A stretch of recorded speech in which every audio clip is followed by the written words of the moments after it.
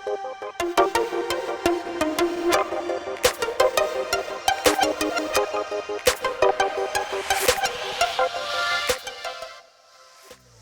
à tous! Salut! Vous l'aurez compris, c'est un nouveau mercredi avec Mathilde qui commence aujourd'hui. Et pour cette vidéo d'aujourd'hui avec Mathilde, on va faire un début en commun. Puisque Mathilde va parler des deux premiers tomes d'une série. Et j'ai lu le premier. De Sailor Moon. Eh oui, parce qu'alors Mathilde, elle est tombée, ça y est, enfin, dans Sailor Moon. En plus, c'est la toute dernière édition. Elle est super. Eh oui, alors ça par contre, je peux pas leur enlever, c'est que vraiment cette réédition, La couve est superbe. ils ont fait un beau travail. Franchement, les couvertures cartonnées comme ça, elles sont trop belles. Je monte la deuxième. Je monte la deuxième. Allez, fais-toi plaisir, ma chérie. Et ça, c'est le tome 2. Voilà. Voilà. Elle a tellement bien travaillé qu'elle a déjà les deux premiers tomes de cette série. Alors, Mathilde, tu veux nous présenter du coup Sailor Moon? Ouais. Bon, vous les avez peut-être déjà vus en dessin animé, hein, ceux de ma génération. Bon, alors, les persos, Usagi, Tsukino, Sailor Moon aussi, et puis Luna, un chat. Et donc après, il y a d'autres personnages qui vont arriver en cours qu'on va voir dans la partie 2 pour le tome 2. Oui. Alors, Usagi est une lycéenne pleurnicharde, feignante, et un matin, elle est en retard, comme elle l'a pratiquement tous les jours. Ouais, c'est une grosse feignasse maladroite. Hein. Voilà, On va dire ça c'est le comme cas ça. de le dire. Et donc, elle court pour aller au lycée, et puis elle va trébucher sur un chat qui va la griffer parce que il a un pansement sur le front, et donc elle va décider de lui enlever parce que c'est pas cool, et finalement elle va trouver une calvitie en forme de croissant de lune. Et donc elle file à l'école parce que c'est l'heure, et puis la journée passe, tout va bien, c'est la nuit, elle part dormir, elle dort, et puis là elle se fait griffer, et puis elle se réveille, et puis c'est le chat, et elle se rendort parce que il a parlé. Elle veut pas y croire.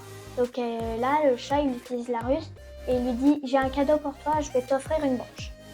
Et donc elle se réveille, elle la met, et puis prononce la formule magique, et puis elle devient un Sailor Moon. Et c'est là que l'épopée commence. Alors Mathilde a bien raconté en détail le début. Effectivement, on va avoir cette jeune lycéenne. C'est lycéenne ou collégienne d'ailleurs? Je ne me rappelle plus. Moi, il me semble qu'elle est son collégienne. Hein. Je suis pas sûre. Ouais, lycéenne peut-être. Il me semblait que c'était une de ça. Mais elle est maladroite pleurnicharde fainéante, hein, on ne répétera jamais assez. Qualité première. Ah ouais, mais c'est pas une héroïne du tout, hein, le personnage principal. Elle est même chiante, à des moments on a envie de lui mettre des claques. Je sais pas, moi j'ai eu cette impression là. Je me rappelais pas de ça du dessin animé. Hein. C'est vrai que par moments, en fait, elle est tellement mollassonne et tout, que t'as envie de la prendre. Tu prends le livre, tu le secoues pour lui dire de se bouger au bout d'un moment. Elle fait que de se plaindre, mais c'est horrible. Et même, alors du coup, vous l'avez compris, hein, elle devient Sailor Moon là grâce à sa broche. Donc le chat qui parle lui explique qu'elle vient d'une autre planète, qu'en fait elle est la guerrière qui va aller sauver la princesse de sa planète. Princesse Serenity, et puis qu'elle va devoir retrouver les autres guerrières qui seront ses compagnes de combat et tout, contre une espèce d'armée des ombres, je sais pas quoi. Qu'on va rencontrer très très vite. Ouais. C'est dès les premières pages, quoi. Oui, dès sa première transformation. Oui, en fait, c'est une telle histoire. À chaque fois qu'elle va se retrouver à devoir combattre, ne serait-ce que pour sauver ses miches, elle fait que de chouiner, mais c'est pénible. Premier épisode, elle pleure. Elle passe son temps à pleurnicher, c'est abominable. Enfin, au moins, une pleurnicharde, au moins, dans son équipement, elle a un truc qui permet de tuer avec ses pleurs. Sauf que l'avoir pleuré à chaque fois, ça devient pénible. Voilà. Il y en a juste un qui a réussi. Ouais, alors du coup, vous avez compris qu'au fur et à mesure de ses transformations et puis des petites aventures comme ça, chapitre par chapitre, elle va affronter des méchants, elle va en même temps rencontrer déjà des filles qu'elle connaissait pas d'avant.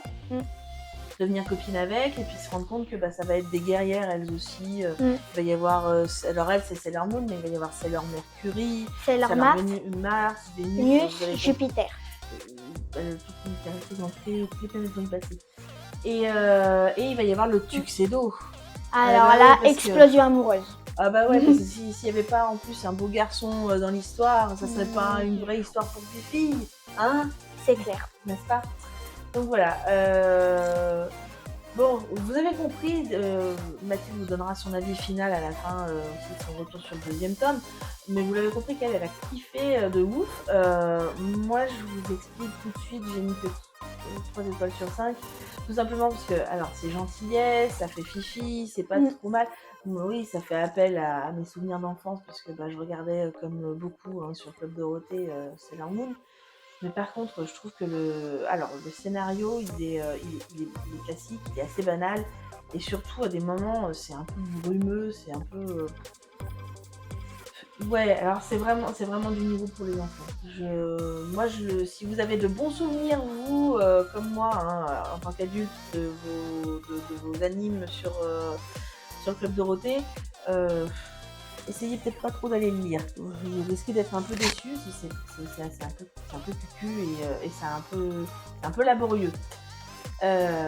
Après, je trouve que si vous cherchez justement des mangas, parce qu'actuellement c'est peut-être un peu compliqué de trouver des mangas pour nos jeunes, où c'est pas hyper sexualisé, hyper violent, hyper ci, hyper là.